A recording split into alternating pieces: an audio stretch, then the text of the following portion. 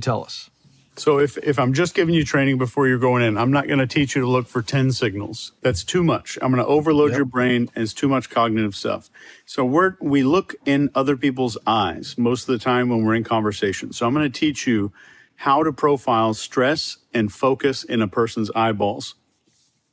And this is called blink rate. And blink rate is a measurement of how often we are blinking. And typically in normal conversation, the blink rate is between 12 and 15 blinks per minute. And if we experience stress, and this is universal across human beings, across cultures, and that's the great thing, because there's some things like gestures and things like that that are way different in some of their culture. But this blink rate thing, it's unconscious. We're not aware of it going up or going down. And it's so reliable because of that.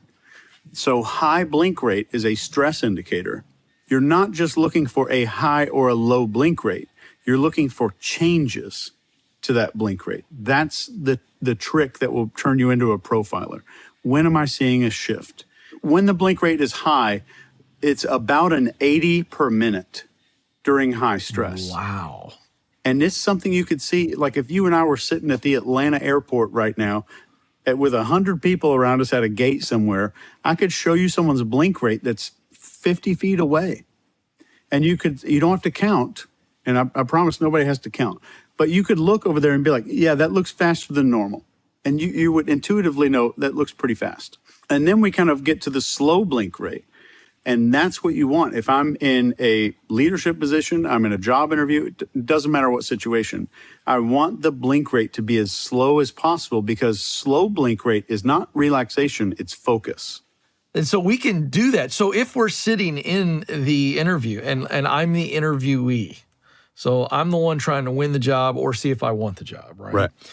And I start to see a little bit faster than normal blink rate, what do I do with that information? So here's the procedure to use this.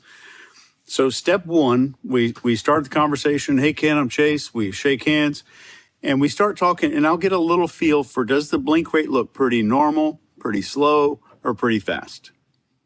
So if it's fast, I have one goal: to reestablish your focus and interest in what's going on. And I'll start seeing it slow down and blink less often and less often.